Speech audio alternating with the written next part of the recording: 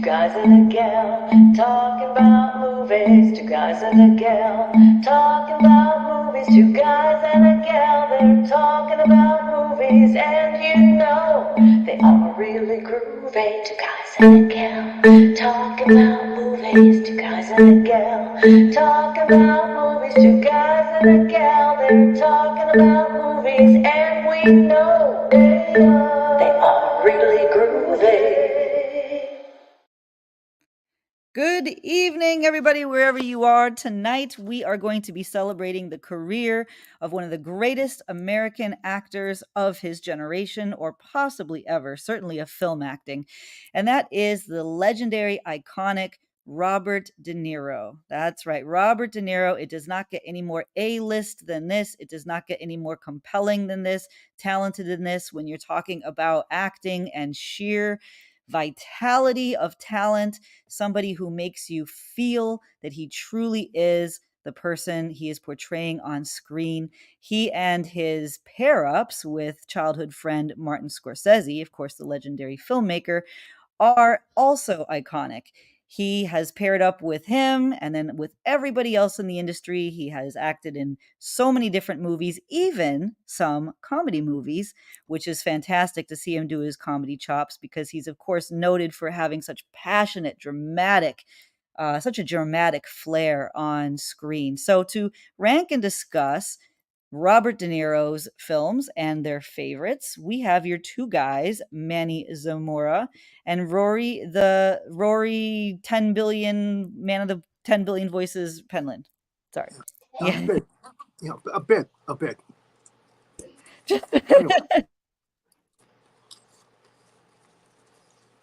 Yeah, there's going to be a lot of De Niro tonight. I was going to say, I thought he was going to do more. I was like quiet. I thought, Rory, come on. Well, he's quiet.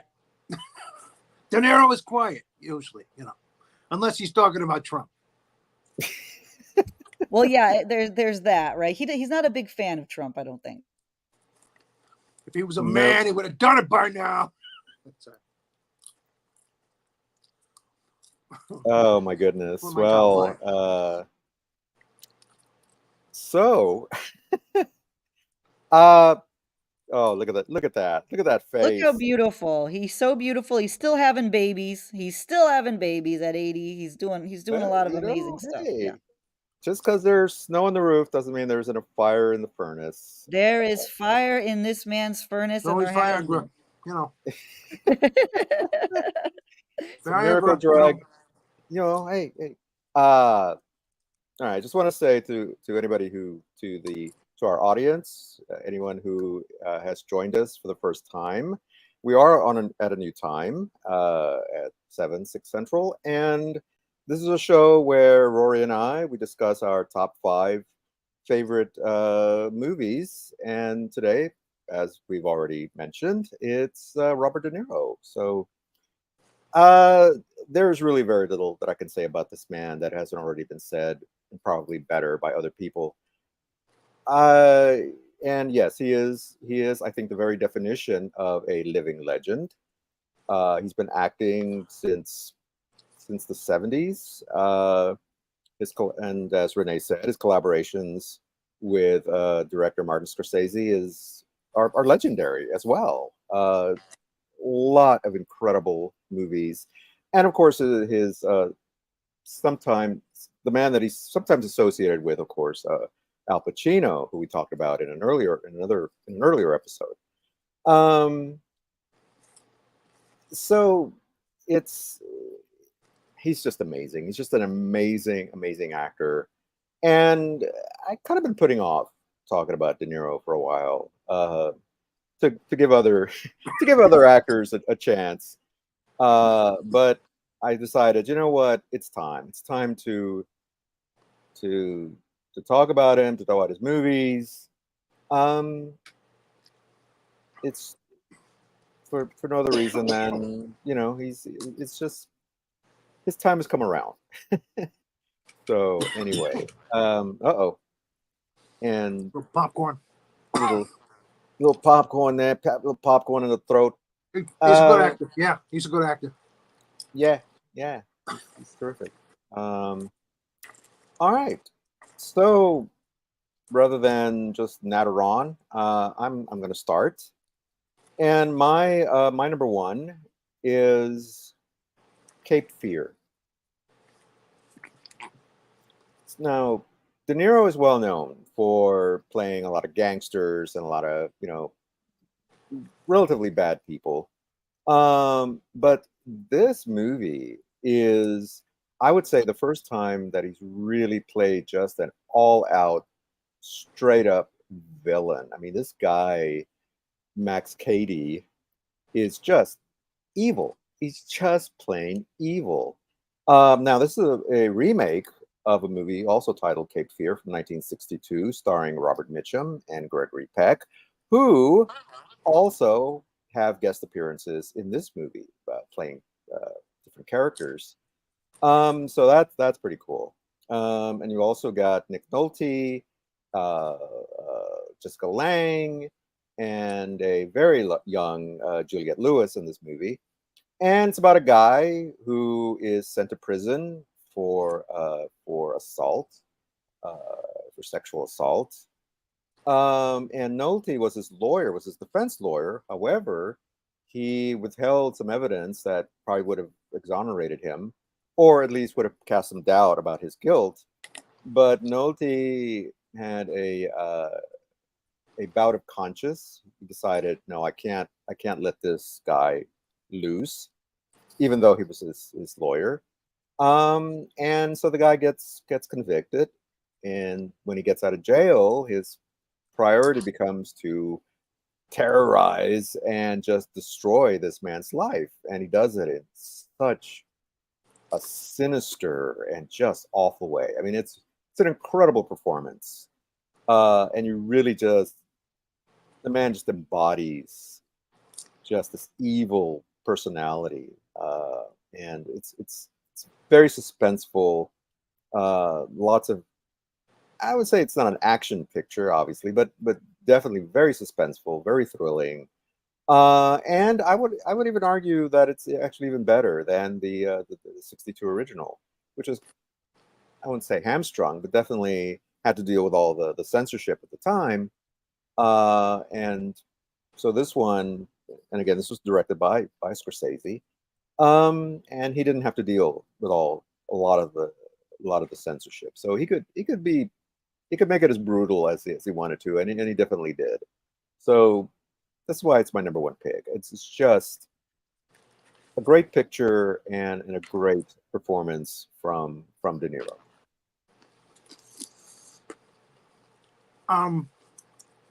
Didn't make my list. Oh, okay. When the movie came out, I didn't like it. I went back to watch the original because they said it was a remake. Mm-hmm. Robert Mitchum. The original was actually pretty good, I thought. Oh yeah, no, it's a great movie too. No, I'm not. I think my problem with it was De Niro. For me, De Niro's performance was a little too over the top, and that's a surprise because he really is a good actor, and he's usually very reserved when he does drama. But the whole in the theater, all that mess and the. Okay, now hold on, because that's the clip. That's the clip. I gotta show this, okay? Because this is the clip. Roll it. Let's roll this, just a few seconds of this, because he's here to annoy. A lot of people were parodying. Oh yes, making parodies of this movie when it came out. Of course, yeah. So including, here's the moment. Ben Stiller did a great one where he plays Eddie Munster doing this character. Right. You can look it up on YouTube. And what's funny about it is that they chose the John Ritter comedy Problem Child to be the movie that was playing. So it's a comedy movie, and he's laughing, but it's like not that funny. He's doing it to be annoying to the family. And okay, so here it is. I felt that Nick Nolte was. Excuse me. Dad, are you gonna let me the money or not? Remember, I know what you did. You're a damn predator. All right, just get the hell out of here. I got a goddamn campaign. Okay, then I quit as your son. You didn't like that, Rory. How could you not love that? it. I mean, That doesn't do it for you. And I felt Nick Nolte was miscast in the movie as well. So again, just wasn't my cup of tea. There's so many other De Niro movies that I wanted to talk about, so I'm sorry I didn't make my list. that's okay. I mean, that's why Uh, we like when the that best thing about the movie was the soundtrack. It was a really good soundtrack for that. Danny I will Elfman. say, for me, it probably would be my number one, actually. So I grew up with Really? this. Yes, Wow. I was very young when I saw this, and I will tell you, and I have seen the original, but for me as a woman, oh my gosh, he does like the pervy thing. It's so creepy to Do you me. mind if I kiss you? Yes, it's so awful. It's so Did you awful. identify? He just is so gross, and it's like one of the reasons why I think I was afraid of Robert De Niro my whole life was because of this role. I think that was the first role I ever saw him in. Robert De He's Niro. so he's so creepy, and the thing is and then that moment when he's like you think that they've escaped him, but he's under the car, like he's holding on underneath the car. Like it is over the top, but it's traumatizing. It's so scary. And he It transformed his body to look like this. I mean, he wanted to look really badass. And it's such a creepy, and like Manny said, this suspense version. So just for when I think of like shock and thriller, I always think of Cape Fear because the way it builds is so crazy. I mean, yes, and he's like totally psychotic in it. And I love the irony of like he's mad that he's mad that he had to go to prison, so he shows it by doing this. Like, you know what I mean? Like the irony of that. Like, yeah, dude, you deserve to be in prison because you do shit like this. I came to Exactly. terms with my feminine side. Again, So I for was me, laughing like, through the whole thing, and I shouldn't have been. And oh come on, again, all the parodies came out at that time, and I was just like, "Yeah, that's the way it was for me." Sorry. it's so creepy. Yeah, but were you So, laughing with a big cigar? yeah.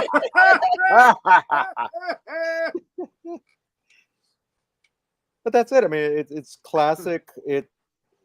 He's a villain. I mean, he's I mean that's the whole thing. He's definitely and yeah, he did it just to torment and to annoy this family, just to kind of show that he doesn't just give a f. I mean, he's going to do what he's going to do, and all right. And Well, who played the wife in that? Was it Nancy Allen? Jessica Lange. Jessica Lange. Oh, okay, that's Jessica right. Lange, Okay, yeah, all right. It's been a while yeah. since I've seen it. Yeah. I was going to ask Renee if she identified with the Juliette Lewis character. Since she saw Yeah, it, I really did. did. Yes, I absolutely did. And that was one of the things that just creeped me out so much because I could relate to her. And then he comes to her school and I don't know, there's a whole thing, but yeah. I'm going to be a Yeah. drama teacher. Oh, Yeah. gosh, it was so Well, I think that's the other aspect of it is, to me, what even makes it even creepier, with that kind of relationship, is how easily somebody can be manipulated. How easily you can fall for something that is so obviously evil, and yet almost attractive in the same way. I mean, she was Yeah. kind of attracted to this guy. Yeah. She was repulsed and attracted at the same time, and that's what made it even creepier. Like Renee said, Because it's the best. I think it's, I think What was teenage even creepier was she was attracted to who's the director? Oh, geez, Quentin Tarantino later. oh yeah.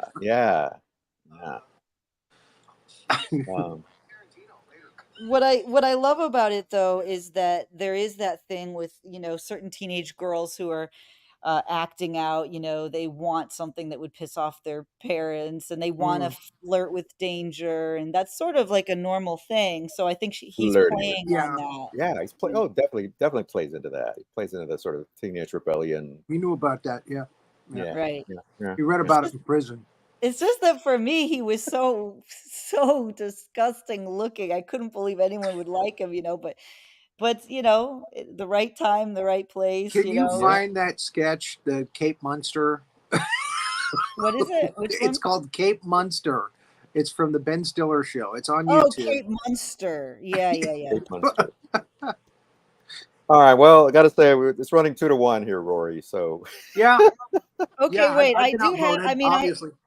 I have that. Let me get to the theater part because it's actually a pretty long thing. Oh, All right. wait, no, never. Wait a minute. Wait. Well, I was Oh, going you to say in found the it? meantime, Just wait a second. Wait. Let me well, let me put can this. Rory go ahead and do his number one while you're Yeah. queuing Just that do up? your number one. Just do What's your your number number one. one, Rory? Taxi Driver. Are you talking to me? Are you talking to me? Because I don't see anybody else standing here. You talk about a multifaceted. There's a reason why this put him on the map. This is the one that really put him on the map Oh yeah. as an actor. Yep. God, he goes. Is it Rupert Pipkin? Or no, that's the other movie. Or is That's it Travis Bickle. Travis Bickle's the other way? Travis Bickle's this one. Rupert Pipkin is Yeah. from the King of Comedy. King of Comedy. Yeah. Again, another great classic character who goes through all kinds of changes throughout the movie. Yeah, Travis Bickle. Man, what a character. Mm-hmm. And I love how they always show the Mohawk scene, and that was only like a couple of minutes of the movie, but Yeah, it was toward the end. Yeah, when he goes. but yeah, my goodness, what a fantastic film. Crazy character. Mm-hmm. And he gets away with everything at the end. It moves on. It's just Becomes like a folk hero wow. at the end. Yeah. Yeah. Almost. So, yeah, Taxi Driver had to be number one on my list. Yeah. Again, well, it's the movie that made his career, and he's been riding that wave ever since. Yeah. And I mean, let's talk about some of the co-stars. I mean, very early performance from Harvey Keitel. Sybil Shepherd is in this movie. Yep. Jodie Foster, very young Jodie Foster. teenage Jodie Foster. Yeah, great cast. Yeah, great movie. This was actually it's funny that Taxi Driver was my number one for a long time, and then I rewatched Cape Fear, and it flip flopped. It just flip flopped, and that was it. And that was it. You had to knock it down to number two. But it's a close, a very very close. And so yeah, Taxi Driver is my number two, like a very close second. And for all the same reasons. I thought it would be your number one as well, and I'm very surprised that Cape Fear was the number one. It actually was. I'm really surprised. Yeah, well, you know. Okay. Okay, let's put on the Cape Monster for just a second. Here's a cool. All right. I like this. This scene is great with the parody of the girl. Janine Garofalo.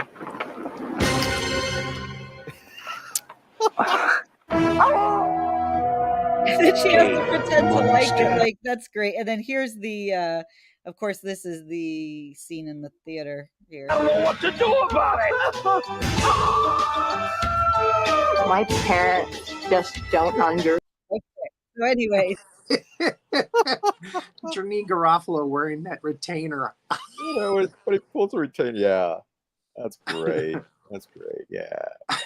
I'm just saying. Well, thank you. Thank you, Renee. That was awesome. We couldn't miss that. Thank you. Yes. All right, so I guess let's move on to number three. What's your number three, Rory? Goodfellas. Paranoia at its best. Goodfellas. Mm-hmm. Yeah. We haven't mentioned Joe Pesci yet. Joe Pesci is a big part of De Niro's life. Oh yeah. As much as Scorsese. And what's funny is, even though he's their friend, he really didn't think he was going to be an actor. He was going to do acting. They actually had to talk him into doing Raging Bull. Really? And then after that, again, he kind of, fell short. He didn't do a lot of acting. And then he just started doing movies again. And, he was doing The Super. He was doing My Cousin Vinny, Eight Heads in a Duffel Bag. And, he started to make a name for himself on his own without De Niro. But again, in Goodfellas, oh my God, their chemistry is just fantastic.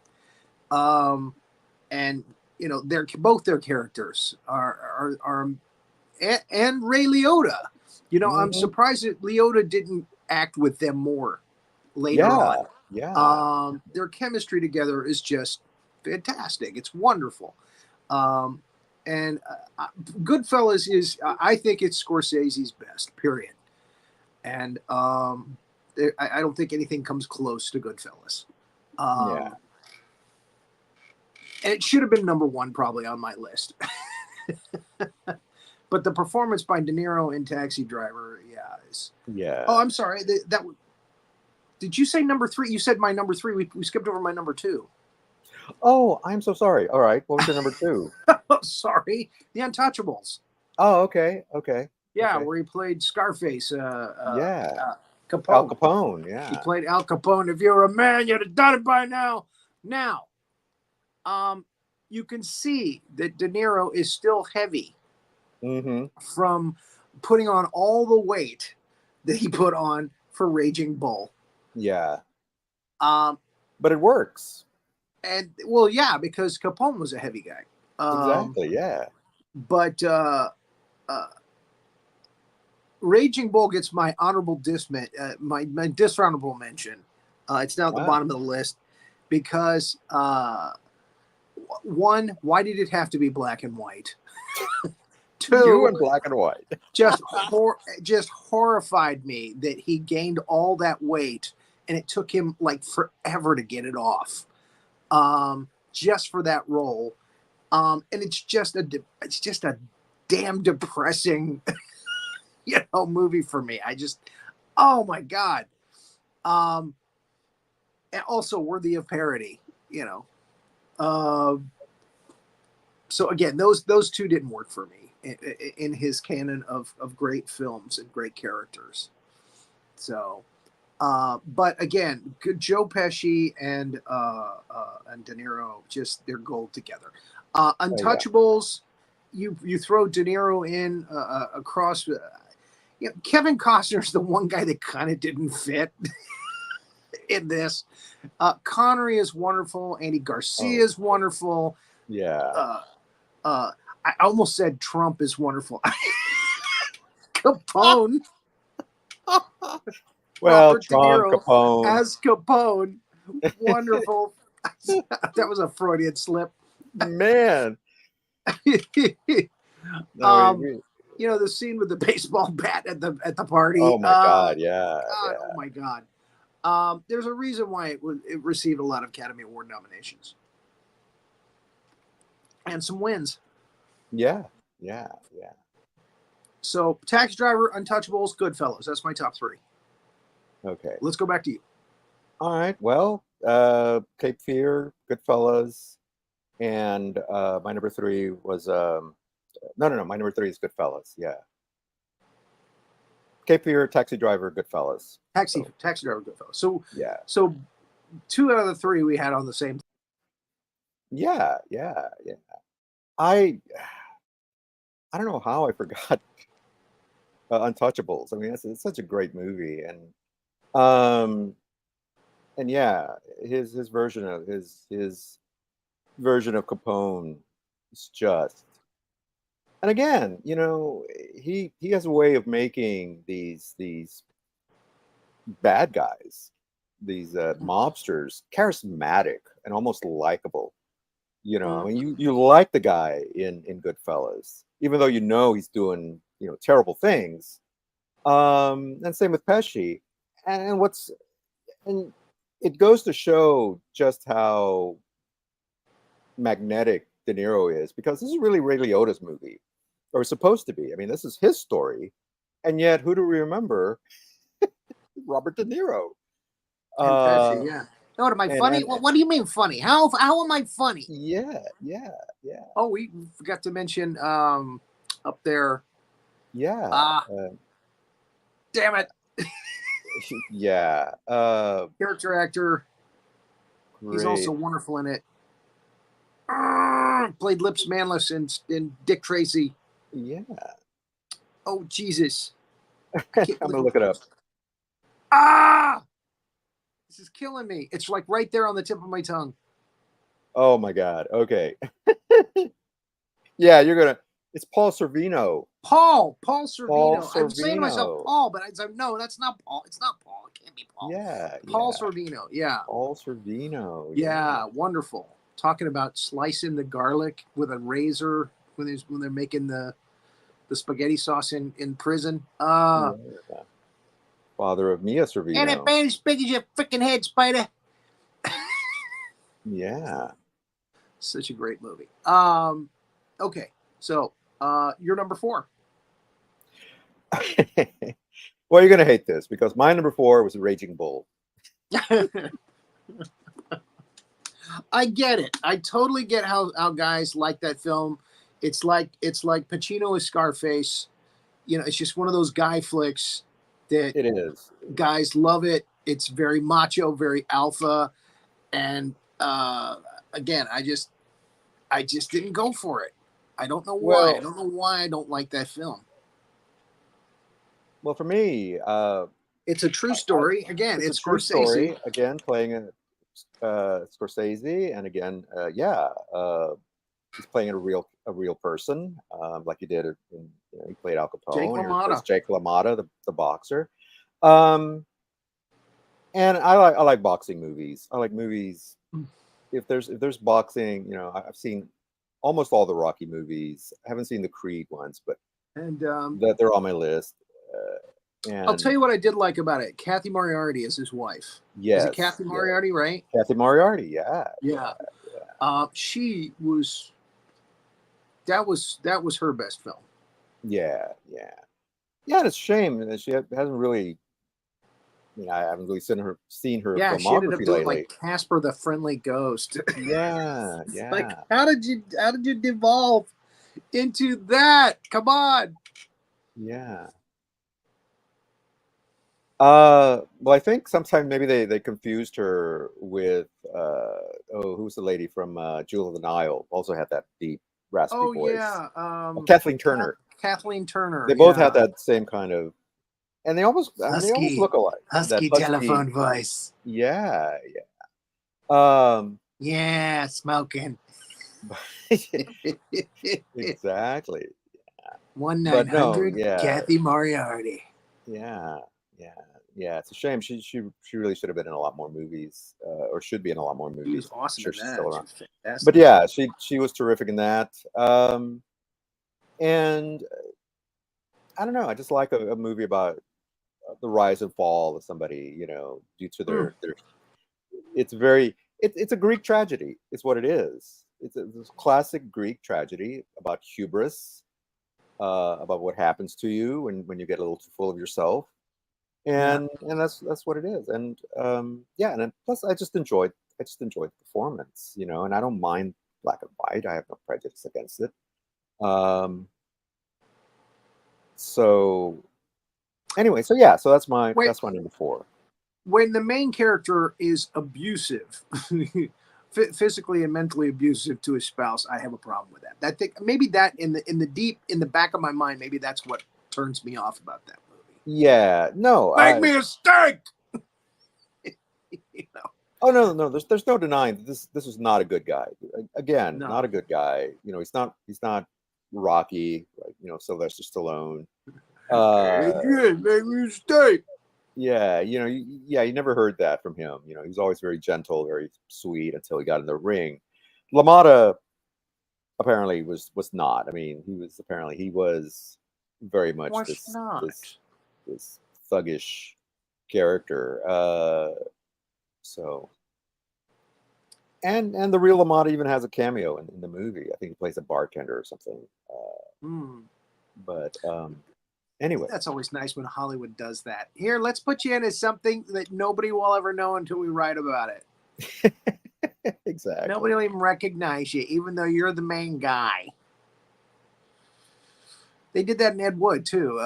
One of Ed Wood's guys, Conrad Brooks, is the bartender in the scene where, they go to the bar. He's in a couple of scenes actually. They go to this particular bar and he's the bartender there. Right. Because I met Conrad Brooks. You talking about a horror? We're gonna make a movie. When are we gonna make a movie? Come on, tell me. Anyway. Yeah. All right. So what was your number? Can I play a really quick Raging Bull? Just real Yes, quick? please. Okay, I think this is cool. Now wait, hold on. I thought it was on the stage. It's not. Okay, there you go. All right. I don't know if you guys remember this part, but yeah. No one wants you to hit me in the face. Go ahead. Go ahead, take your best. I said, forget about it. I ain't doing it. Come on, we have fights all the time. When you're worried now you're going to hit me in the face, hit me in the face. Go ahead. No. Are you afraid? Afraid of what? Come on, don't be a little faggot. Come on, hit me. I'm a faggot. Take your best shot, man. Come on, Jack, huh? You gotta be a real jerk. You want me to punch you in the face. Hey, Joey, did I not tell you just to do it? Now I'm telling you, gotta do it. I ain't hitting you. Hey, I'm your little brother, Joey. I'm telling you something. I know what you said. I ain't doing it. I don't care if you get mad. I ain't doing it. Fucking nut. Oops. Not doing it. I don't have any gloves anyway. We're not gonna hit you. Table? I ain't doing it. Use that over there. What? That's right. Use that. All right, I don't want to do anymore, but I just love Go their ahead, hit banter me. there. Hit me. I love their banter. I ain't gonna hit you, okay? I ain't gonna happen. Yeah. I'm not gonna hit you. Forget about it. Forget about it. I ain't gonna hit you. Now you're being crazy. Yeah. That's so.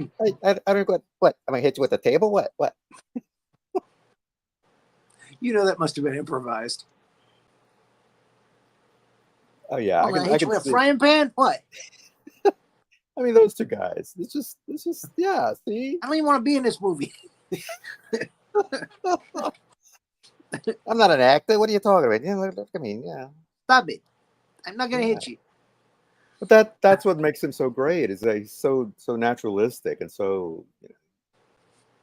There's De Niro with his method acting and gaining all the weight and doing all that. And there's this guy just kind of, yeah, all right. Well, what do you want? Yeah, no, forget about it. I ain't going to hit you. Gigantic toupee. Exactly. Yeah. That curly, that hair. Yeah. My number 4 was The King of Comedy. Okay. Delightful comedy. And again, the fantasy land that goes on in his character's mind and how he pulls it off and makes you just like him. It's just wonderful. It brought Jerry Lewis back. Sandra Bernhard is fantastic in it. And again, but it's all De Niro. I'm guessing this was the first comedy he did. I think I'm right. I think this was the first one where he actually first showed his comedy chops. And he plays it straight. That's what's funny about it is, he plays it straight. Like he believes it. Mm-hmm. And that's what's funny about it.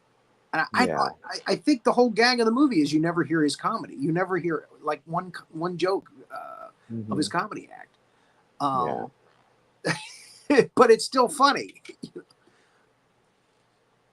So anyway, yeah, that's my number 4. I love that movie. No, it's good. It's funny that you say it's a comedy. I didn't see it as a comedy. I saw it as a drama. I saw it as this guy who's so delusional that he thinks he's going to become this world famous comic, and he idolizes. It is drama, but it is a dark comedy as well. Yeah. That's probably about it. Yeah, it's a dark comedy. Again, Jerry Lewis's reaction to all of what's going on around him. Yeah. And I was, people give Jerry Lewis, he's not a critical darling, except maybe in France. His back in his day, man, he did some funny ass movies. He did some funny shit. Back in the 50s and in the early to mid 60s, he ruled. I mean, he was the best analogy that I could use is Jim Carrey when he did The Mask. And then he had a string of hits, like 5 or 6 movies after that. And he was just on top. I mean, he was making $20 million a picture. And he was just, everything he did was just comedy gold. And that's the way it was for Jerry Lewis when he first broke away from Dean Martin. Oh, and again, him and Dean Martin, oh my God, the funny stuff they did together. Yeah. But when he broke away from Dean Martin and started doing movies in the late 50s and the early to mid 60s, I mean, for 10 years there, he was the king of comedy. He was the king of comedy, yeah. He was on top. And again, I mean, the original Nutty. Really funny. Yeah. Well, it was in color black and white. It was really funny. Yeah. There's a movie, I can't remember which title it is, but there's a movie where he is running the whole last 30 minutes of the movie. He is running around a house away from robot like lawn like lawnmowers, and that whole shtick is so damn funny. Yeah, they're cutting through doors in his pants, his shoes. He lands on top of two of them. I mean, again, just very funny stuff. He's a genius in France. Yeah. No, I was gonna say my favorite is still The Nutty Professor. Yeah. The sort of the twist on Jekyll and Didn't Hyde. want to hurt anybody. Exactly. Yeah, he does his little professor, and then he becomes a slick, lounge, very much, clearly. Professor. Yeah, there you go. Yeah. And I'm pretty sure that he patterned the other guy, the Mr. Hyde character after Dean Martin. It's a combination of Martin and Sinatra, I think.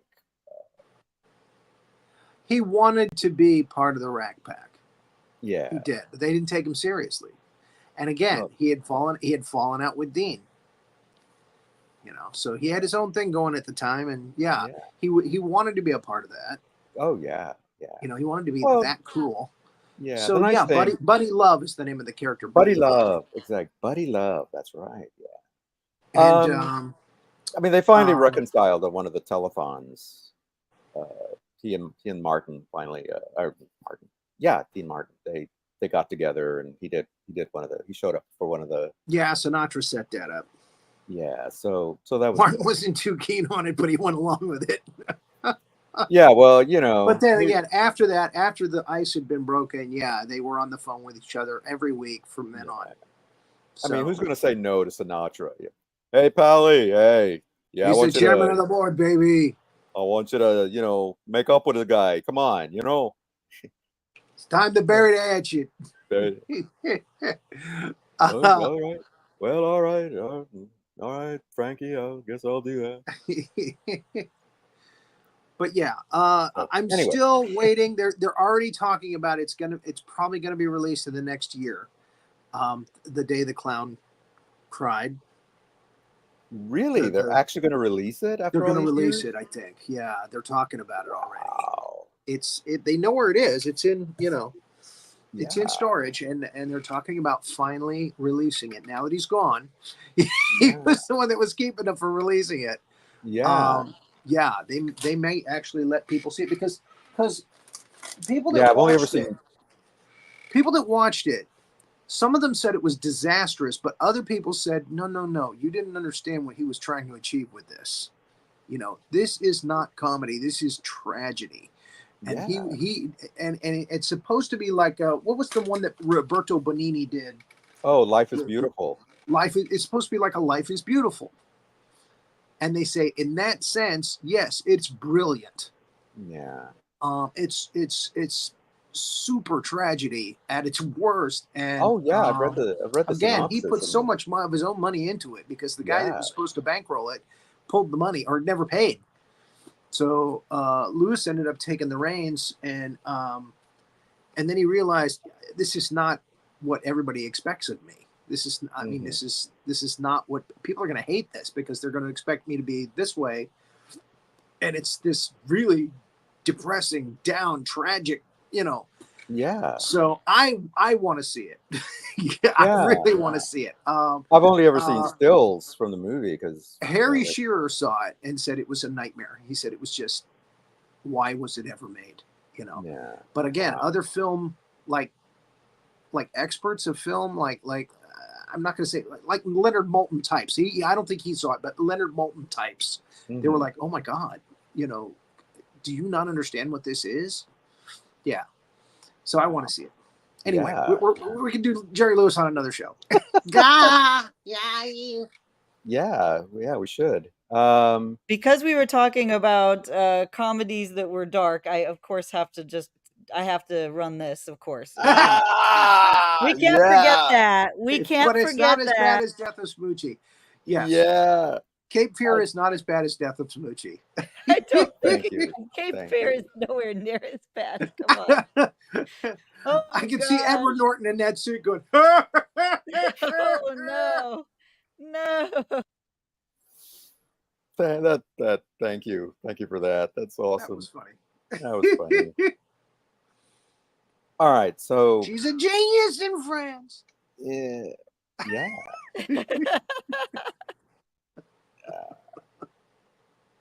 I'm telling you, All right, so Renee is number the glue. Renee is absolutely the glue that holds this whole dog and pony show together. I'll That gets tell you this what the train glue back on is. track. Exactly. The glue is this.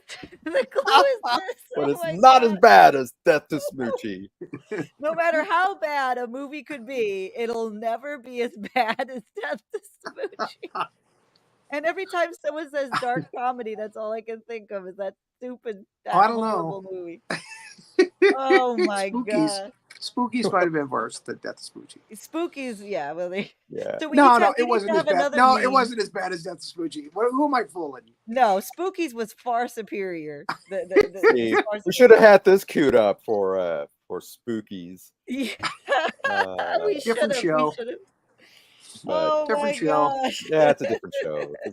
We would have to explain then that we were in an alternate reality. I love it too. And you know, Rory, if you look at my tagline here, I put the Cape Fear laughter for you. If you look under my name, it says ha ha ha ha ha. I want to see. I want to see a video of you with a cigar, smoking a cigar. I'm gonna do it, and I'll put it on TikTok, and you can repost it there. Nice. Pull it up. We can pull it up anytime.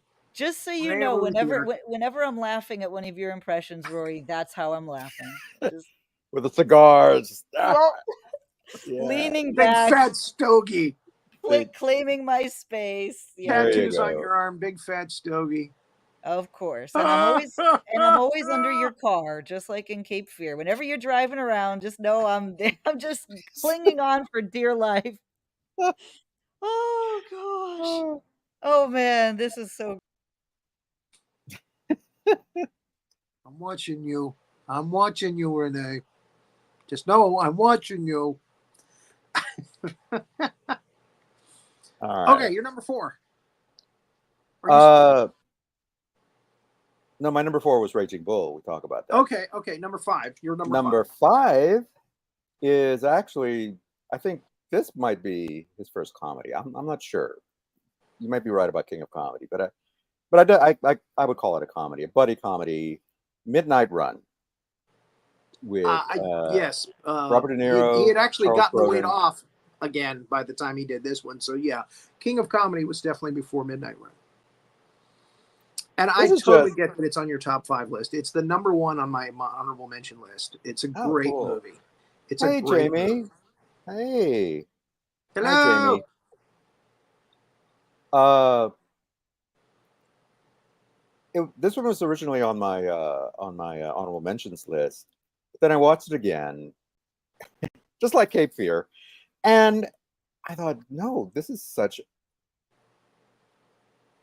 And again, it's about him not playing the usual gangster thug, whatever. Right. You know, this is the opposite spectrum, or the opposite end of the spectrum from Cape Fear, and to me, this is why it bookends this. He plays a bounty hunter, and kind of a sleazy bounty hunter. But there's a little shady, sleazier bounty hunters out there. Yeah. Yeah. Still tough guy character, but you know, very streetwise. Very streetwise. He goes after Charles Grodin, who is this accountant who has made off with millions of mob money, and so De Niro is hired to pick him up and bring him back for his because he skipped bail, and of course all the crazy hijinks and antics that go on because everybody's after this guy. The mobsters are after him. The FBI is after him. You know, this rival. This rival bounty hunters after him, and John Ashton. Yeah, and he is who's a terrific character actor himself. You know, he was Beverly Hills Cop and all these other movies. King Kong Lives. King Kong Lives, yeah. Which is kind of strange casting, but yeah, okay. And Grodin has this. He has a fear of flying, which he tries to explain, and De Niro thinks it's just, and he winds up getting pulled off the plane, and it's almost a precursor to trains, planes, and automobiles, because the exact same thing happens. It's a good double you feature. Get on a train, yeah, that would be a good double. Exactly, the double feature with that movie. Another Danny Elfman score. Another great Danny Elfman score. Yeah. Before he started doing started working Charles exclusively. Grodin. I don't think Charles Grodin was funnier in any other thing that he did than in Midnight Run. Yeah, he is so incredibly funny in that movie. Yeah, and he doesn't really do and much. De Niro's the straight man, but again makes it very funny. Yeah. And of course, it's a delightful movie. Midnight Run is just a great movie. Yeah, and got a shout out to Joe Pantoliano, Joe Pants, as the guy who hires the bail bondman that he works for. I forgot that he was in that. Yeah, great character, and also the guy who plays who was in Crime Story, and I always forget his name. Oh yeah, Michael Mann's guy. Michael Mann's guy. Yeah, he was in Manhunter. Farina, Dennis Farina. Dennis Farina. Yeah, exactly. Yeah. Who was a cop at one point. He was an actual cop. Now he's the guy that hires him to go get, right? No, he's the mobster. He's the mobster guy. He's the one who wants. He's the one who wants him get him killed. No, Joe Pants or Joe Pantoliano is his. Pantoliano. Yeah. But yeah, just a delightful movie. Not a dull moment. Directed by Martin Brest. And yeah, you mentioned Charles Grodin. Yeah, probably one of his best parts. And it's the best role he's had. Yeah. I think the only thing that I think he was funnier in was a very short cameo he did in the movie Dave, where he comes in to redo the budget. Who writes this stuff? It's great. Right. Yeah. Kevin Costner's friend. That's right. Yeah. Oh, Kevin Costner. Kevin Kline. See, we need to have a movie where all the Chris's and all the Klein and all the Kevins, because there's including Kevin from Home Alone. Macaulay Culkin. Yeah, which is one of the best movies about parental neglect ever made. Catherine O'Hara, wonderful, from SCTV, right? And Second City TV, Beetlejuice, Schitt's Creek. Yeah. I mean, that really kind of Psychotic Ice Cream Woman in After Midnight. Yeah. God, she's had some funny roles. She's a really funny actress. Yeah. So, anyway, so that was my number 5. What was your number 5? I had to give Awakenings. I had to put Awakenings on the list for the performance. Oh, okay. I believe he got an Academy Award for it. He definitely got a nod for it. I'm not sure if he won it, but I should have checked that. But yeah, him going. This is kind of a retelling of Charlie. Of what? Where they're using a drug to change the person back into a normal person, basically. Right. Yeah. But then it rejects, and they end up going back. So you see De Niro go through a full spectrum of different, performance, and then back again. And it's depressing, not a happy ending, but but a wonderful performance by De Niro again. Just stellar performance by him that deserves a place on the top 5 list. Yeah. Well, it's probably the most ambitious performance he's ever done, and he pulls it all off completely. And Robin Williams too. Robin Williams is surprisingly dramatic and tame. This was one of those movies that helped him to branch over into the dramatic side. Yeah. And I definitely like it better than the other movie that he did, where he's a doctor. What was that? Please don't say it. Nose. Please don't say Patch it. Patch Adams. Patch Adams. Patch Adams. Yeah. Yeah. Another. Oh my God. I looked it up, and yes, he won Oh, the. here's a He crazy won the person. best. Kill my wife. Oh. Yeah. He did win the Academy Award for Awakenings. He did win Best Actor. Well, there you go. He deserved it. So, yeah, absolutely. So All right. we get to our honorable mentions list now. Honorable mentions. Yeah.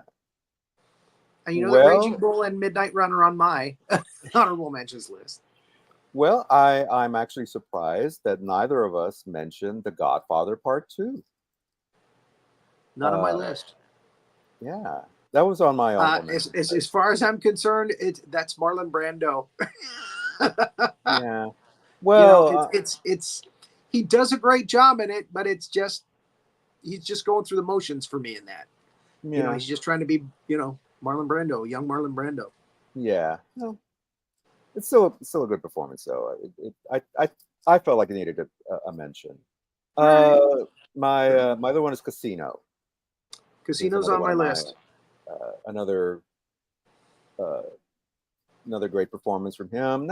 Yes. It almost made my top 5, but you get to a point where it's like, Midnight oh Run. my God, all my top 5 picks are gangster movies. That's the way I felt. Yeah, sort of. It's like, oh, we need a little variety here. But I like Casino. Again, It's a good I mean, movie. De Niro, can he give a bad performance? I don't know. I'm sure there's got to be some movie that he's made where he sucks, but and Joe Pesci's in it, and Sharon Stone, but Don yeah, Rickles. Don Rickles, yeah. But yeah, it was getting I top love heavy. Don Rickles' stories on YouTube about making that movie. About dealing with De Niro, dealing with Pesci, dealing with Sharon Stone. I just love Rickles' stories about being part of that. I'm sure. Yeah. Yeah, I'm sure it didn't hold back because Rickles spoke his mind. That was his whole shtick was, yeah, I'm just gonna say what I say. There's nothing PC about the guy. I don't know if anybody could get away with that kind of thing nowadays, but Rickles is the man. And I loved all his performances. He was the highlight of Kelly's Heroes for me when we talked about Clint Eastwood. I loved him in Innocent Blood. To see Don Rickles as a vampire.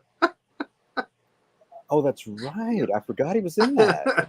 Right, Innocent Blood. Yeah. What is Great this, vampire Wolf? movie. Wolf is posting a link to something. Be careful, everybody.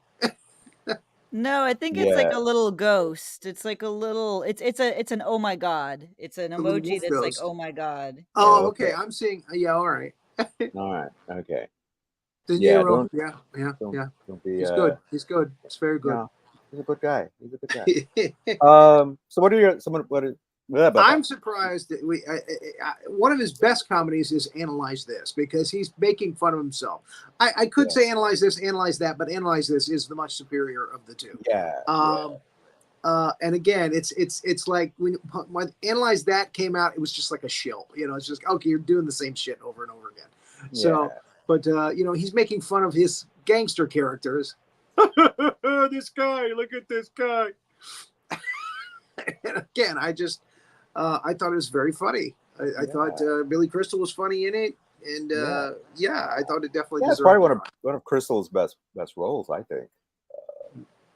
Yeah, and I kind of wonder. You got to wonder if this was an inspiration for The Sopranos, because this came out way before The Sopranos did. Mm. The whole mobster going to the psychologist thing. So. Could very well be. And I definitely thought I should mention his extremely funny cameo in Jackie Brown. Yeah. I was gonna say, where he kills the person that walked back out to his van. Yeah. Well, that's the other thing. De Niro has done a lot of little cameos and sort of guest appearances in other movies. Yeah, and that's one of the good ones. He was in Brazil. Talk about Yeah. dark comedy. Holy Yeah. cow. That I almost gave that a nod. But Yeah. my feeling was Bob Hoskins' character in that was very unique. But De Niro's character could have been played by anybody, I thought. Yeah, but just the fact that he was in it, he was just when there. I saw the movie, I was like, he was De Niro. Yeah. But And there was nothing that stood out there for that performance for me. yeah, and he had a cameo in oh shit, the one with Christian Bale and American Hustle. He had a cameo in American Hustle.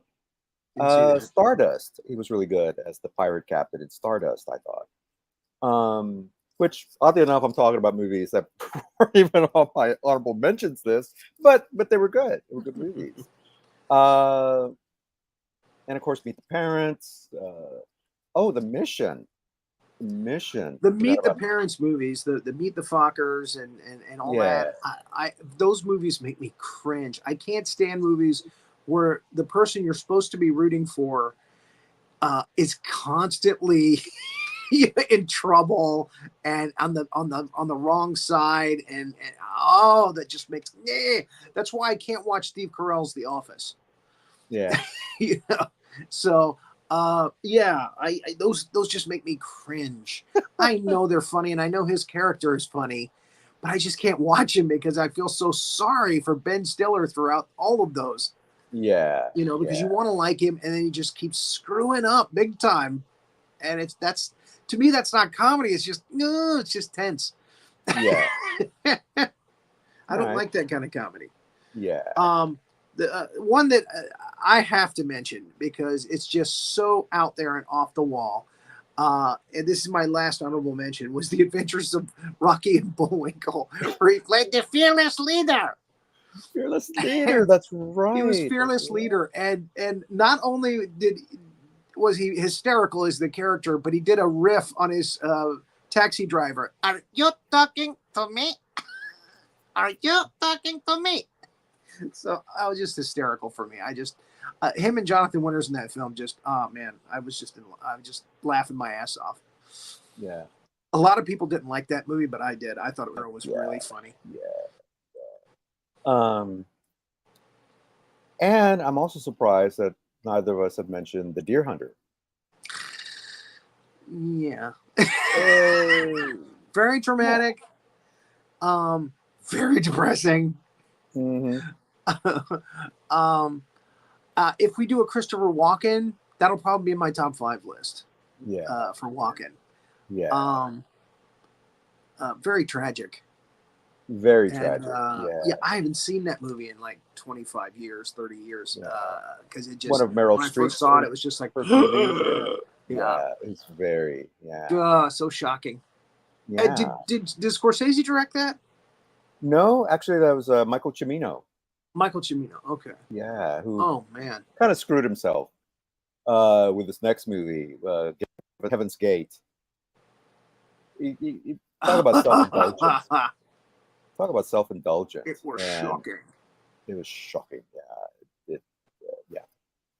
But anyway, and I got to mention, speaking of comedies, and this is probably going to be a surprise, but one of my, and why it didn't rank higher, and I was going to make a joke about this one when we talk number 1, Dirty Grandpa. He was in Dirty Grandpa.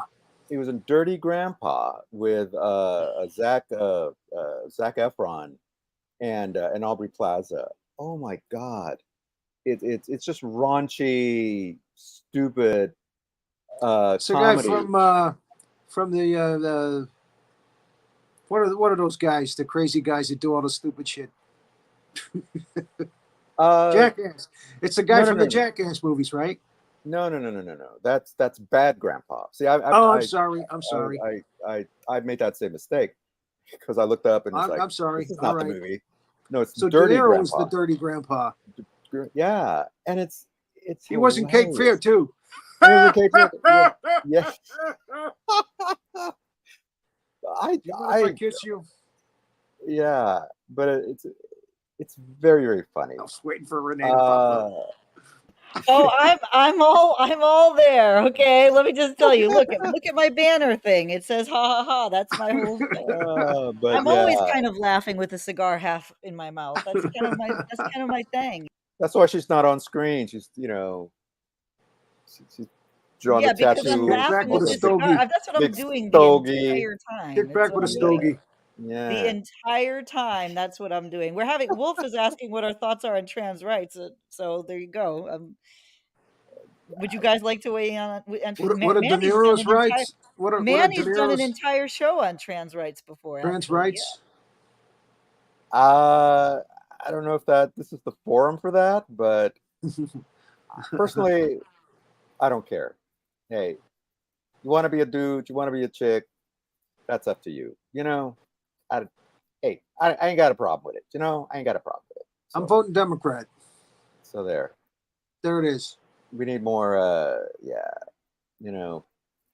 We're talking about people. They're just people. And Vote Democrat. Vote blue. If they have vote blue. And now we've lost, who knows how many viewers. But we didn't want them to begin with. No, Sorry, we did. Did I not go there? Should I not have gone there? Yeah, I don't care. I'm gonna treat myself to a buttery cracker. I'm gonna take off my MAGA hat right now. I promise. That's what I'm doing. I'm wearing the red. You're wearing your MAGA hat, smoking a big stogie. It's so terrible. What are these people They talking don't about? like JD Vance now. He's a perfect vice president. JD Vance, who hated me, now he loves me. Hey. So I turn them around. They love me now. Yeah, see? And again, we go back to Cape Fear. See? He's scummy, but people love him. All right, maybe on that note. Way to bring the show to a screeching halt. Thank you, Wolf. What are we doing next time? I sound like Tommy Lee Jones. What are we doing next time? Yeah, what's happening? I don't know. I should really plan for further ahead with these things. Hold on. We did De Niro. What do we do before De Niro? Uma? Before De Niro, we did Wes Anderson. Wes Anderson. Then Uma before that. So we've done a director, actor, and an actress. Yeah. I want to do...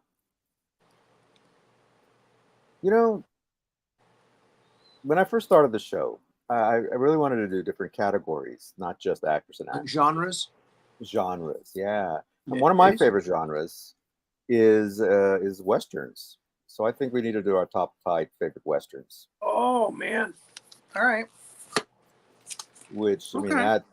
So that's on my list.